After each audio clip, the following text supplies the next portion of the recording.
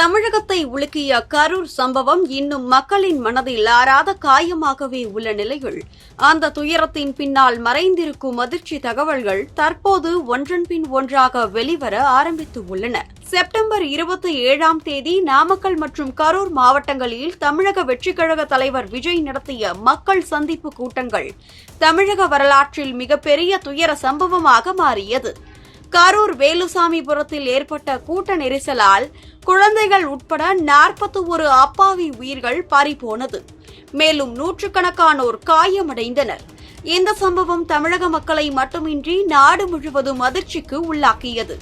விஜயின் வருகை தாமதமானதால் கூட்டம் நீண்ட நேரம் காத்திருந்து பின்னர் ஏற்பட்ட திடீர் அலை அழுத்தத்தில் இந்த பேரழிவு நிகழ்ந்ததாக ஆரம்ப குற்றச்சாட்டுகள் எழுந்தன.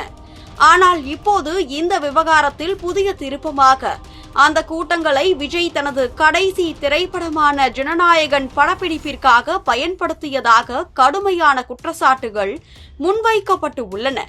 கூட்ட இடங்களில் சினிமா படப்பிடிப்பிற்கு பயன்படுத்தப்படும் தொழில்முறை கேமராக்கள், ட்ரோன் காட்சிகள் மற்றும் பிற படப்பிடிப்பு உபகரணங்கள் பயன்படுத்தப்பட்டதற்கான புகைப்பட ஆதாரங்கள் வெளியாகி தமிழக மக்களிடையே பெரும் கோபத்தையும் அதிர்ச்சியையும் ஏற்படுத்தியுள்ளன. இப்போது சிபிஐ விசாரணையில் இந்த உண்மை வெளிச்சத்திற்கு வந்துள்ளதாக தகவல்கள் வெளியாகியுள்ளன. சிபிஐ அதிகாரிகள் விஜயிடம் 3 கட்டங்களாக விசாரணை நடத்தியுள்ளனர். குறிப்பாக டெல்லி சிபிஐ தலைமையகத்தில் நடந்த சமீபத்திய விசாரணையில் நாமக்கல் மற்றும் கரூர் கூட்டங்களை ஜனநாயகன் பட ஷூட்டிங்கிற்காக பயன்படுத்தினீர்களா?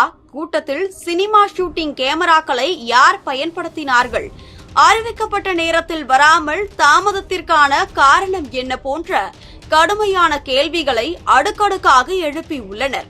விஜய் பல கேள்விகளுக்கு தனக்கு தெரியாது என்று பதிலளித்ததாகவும் கூறப்படுகிறது.